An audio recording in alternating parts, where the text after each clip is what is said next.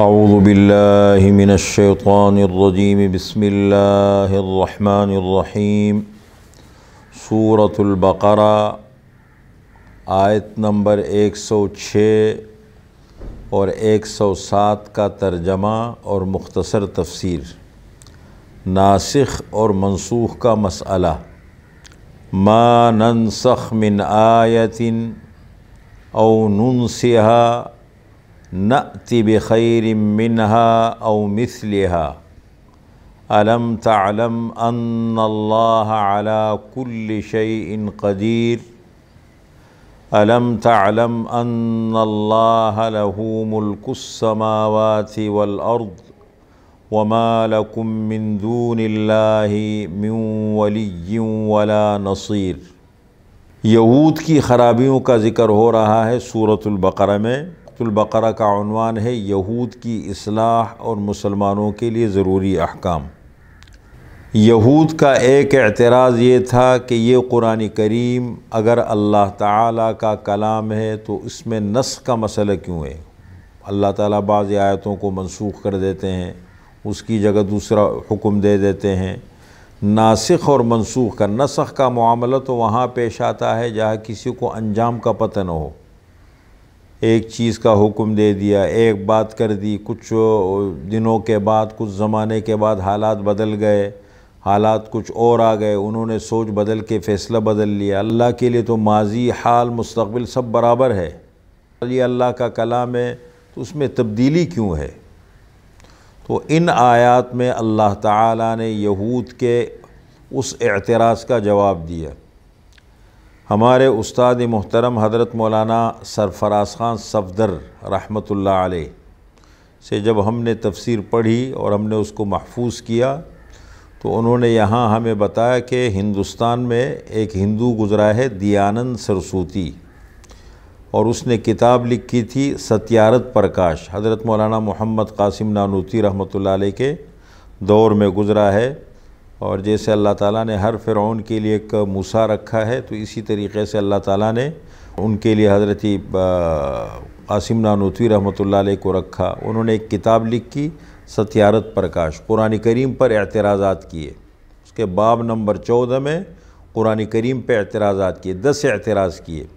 9 کا جواب حضرت مولانا محمد قاسم نانوتوی رحمۃ اللہ علیہ نے انتصار الاسلام میں دیا، اور ایک کا جواب قبلہ نما میں دیا۔ تو ایک اعتراض دیانند سرسوتی کا یہ تھا کہ اگر یہ قرآن کریم اللہ کا کلام ہے تو اس میں ناسخ منسوخ کا معاملہ کیوں ہے؟ دیکھیں قرآن کو بھی اتنا گہرائی سے پڑھا تھا۔ یہ وہ شخص ہے کہ جس نے آریہ سماج پارٹی کی بنیاد رکھی، ڈاکٹر تھا، وہ ذہین آدمی تھا۔ تو حضرت مولانا محمد قاسم نانوتوی رحمۃ اللہ علیہ کے ساتھ ان کے مختلف مکالمے چلتے تھے۔ ایک مرتبہ کہنے لگا، حضرت بڑا مذاقی مزاج تھا، کہنے لگا حضرت میرے ساتھ کھانے میں مقابلہ کرے۔ تو مولانا قاسم نانوتوی رحمۃ اللہ علیہ نے ان سے فرمایا کہ زیادہ کھانا یہ کمال نہیں ہے، یہ نقص اور عیب ہے۔ اگر کھانے میں مقابلہ زیادہ کھانے میں کرنا ہے تو میں بھینس کو لے آتا ہوں، پھر آپ اس کے ساتھ مقابلہ کر لیں۔ کم کھانا کمال ہے۔ ہم دونوں کو ایک کمرے میں بند کر دیا جائے اور باہر سے کنڈی لگا دی جائے، تالا لگا دیا جائے، اور ایک ہفتے کے بعد دروازہ کھولا جائے۔ جو زندہ بچ گیا تو وہ جیت جائے گا، اور جو مر گیا وہ ہار جائے گا۔ تو یہاں پر اس نے اعتراض یہ کیا کہ اگر یہ قرآن اللہ کا کلام ہے تو اس میں ناسخ منسوخ کا مسئلہ کیوں ہے، نہیں ہونا چاہیے۔ تو اس کا جواب دیا مولانا قاسم نانوتوی صاحب نے۔ ان کو جواب دیا کہ دیکھیں 2 باتیں، ایک یہ جیسے ایک جسمانی بیماری ہوتی ہے اسی طرح روحانی بیماریاں بھی ہوتی ہیں، اور جسمانی بیماریوں میں ایک ماہر ڈاکٹر ہے، حکیم ہے، وہ دوائیوں کو بدلتے رہتے ہیں، موقع مناسبت کے اعتبار سے بیماری کی نوعیت کو دیکھ کر تشخیص کر کے نسخے بدلتا رہتا ہے۔ تو یہ ڈاکٹر کی جہالت نہیں سمجھی جاتی، یہ اس کا کمال سمجھا جاتا ہے کہ وہ مریض کی حالت کو دیکھ رہا ہے اور اسی حساب سے اس کی دوائی کو بدل رہا ہے۔ تو اسی طریقے سے روحانی بیماریوں میں نسخے کا بدلنا یہ تو کوئی نقص عیب نہیں ہے۔ اللہ تعالیٰ اپنے بندوں کو دیکھتے ہیں، ان کی حالت کو دیکھتے ہیں کہ حکم دے دیا، دیکھا ان کی طاقت سے زیادہ ہے۔ جیسے ایک آدمی کھڑے ہو کے نماز پڑھ سکتا ہے تو کھڑے ہو کے پڑھے گا، اگر فرض نماز ہے، سنت مؤکدہ نماز ہے، واجب نماز ہے، بغیر کسی عذر کے بیٹھ کے پڑھے گا تو نماز نہیں ہوگی۔ قیام فرض ہے، رکوع ہے، سجدہ ہے، لیکن وہی انسان ہے، اس کی کیفیت بدل گئی، معذور ہو گیا، بیٹھ کے پڑھتا ہے، اس کے لیے قیام ساقط ہو گیا۔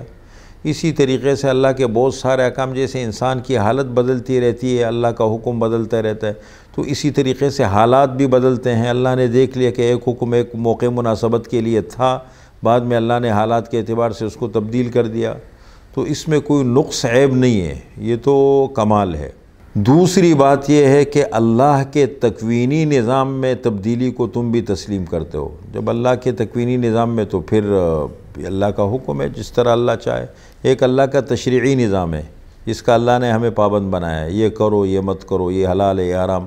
ایک اللہ کا تکوینی نظام ہے جو دنیا کا سسٹم چل رہا ہے، تو اللہ اپنے سسٹم میں جس طریقے سے جو دل چاہے وہ کرے۔ اللہ کی مرضی ہے، اللہ کی زمین ہے، اللہ کی مخلوق ہے، اللہ کا دین ہے، تو اللہ تعالیٰ کرتے رہتے ہیں اس کو۔ تو یہاں پر اللہ تعالیٰ نے اس مسئلے کا ذکر کیا، یہود کو جواب دیا کہ دیکھیں، اور یہود کو اچھی طرح معلوم تھا، اچھی طرح پتہ تھا کہ یہ اللہ کے نبی ہیں۔ ان کے 10 علماء، آپ صلی اللہ علیہ وسلم فرماتے تھے کہ مدینہ منورہ میں ان کے 10 علماء ہیں، اگر یہ ایمان لے آئے تو کوئی یہودی باقی نہ رہے۔ ان میں سے صرف حضرت عبداللہ ابن سلام رضی اللہ عنہ ایمان لائے، باقی لوگ ایمان نہیں لائے، اور ضد کی وجہ سے اچھی طرح آپ صلی اللہ علیہ وسلم کو پہچانا۔ قرآن کہتا ہے یعرفونہ کما یعرفون ابناءہم، آپ صلی اللہ علیہ وسلم کو ایسا پہچانتے ہیں جیسے اپنے بیٹوں کو پہچانتے ہیں۔ لیکن ہدایت تو اللہ کے ہاتھ میں ہے، یہ تو کسی کمال کی بنیاد طلب، اللہ طلب کو دیکھتے ہیں، عاجزی کو دیکھتے ہیں، یہ محروم ہو گئے۔ تو اور یہ اعتراض برائے اعتراض ہے، ضد میں آ گئے، حسد میں آ گئے۔ اب خواہ مخواہ ایک آدمی کو، اگر وہ شیخ سعدی رحمۃ اللہ علیہ فرماتے کہ سعدی پھول ہے لیکن دشمنوں کی نظر میں کانٹا ہے۔ ایک آدمی نے جب ذہن بنا لیا کہ مجھے اس چیز کو نہیں ماننا ہے، مجھے اس بات کو نہیں ماننا ہے، تو وہ خواہ مخواہ فضول اعتراضات نکالے گا کہ یہ کیوں ہے، یہ کیوں ہے۔ تو جب اچھی طرح تمہیں معلوم ہے کہ یہ اللہ کے نبی پیغمبر ہیں، تمہیں معلوم ہے کہ یہ اللہ کی کتاب ہے، اللہ کا کلام ہے، ختم، بات ختم ہو گئی۔ لیکن بہرحال اللہ کی توفیق ہے، اللہ کی تقسیم ہے، اللہ کا نظام ہے، جس کو اللہ تعالیٰ نوازے، جس کو اللہ محروم کر دے خیر سے محروم ہو گئے۔ خیر سے جب انسان محروم ہو جاتے اس پہ دروازے بند ہو جاتے، جاننے کے باوجود بھی وہ جاہل رہتا ہے۔ تو یہاں پر اللہ تعالیٰ نے ان کے اس اعتراض کا جواب دیا، فرمایا ما ننسخ من آیت او ننسہا، جو ما بمعنی الذی ہے، ما موصولہ بھی ہوتا ہے، ما نافیہ بھی ہوتا ہے، اور ما استفہامیہ بھی ہوتا ہے۔ ما استفہامیہ کا مطلب ہے کیا، ما موصولہ بمعنی الذی، جو جس، اور ما نافیہ کا معنی نہیں، تو یہاں ما موصولہ ہے۔ ما ننسخ من آیت، جو ہم منسوخ کرتے ہیں، ختم کرتے ہیں کسی آیت میں سے، کسی آیت کو ختم کر دیا، حکم کو بھی ختم کر دیا، آیت کو بھی ختم کر دیا۔ کبھی آیت باقی ہے، حکم کو ختم کر دیا، تو یہ مختلف صورتیں ہیں۔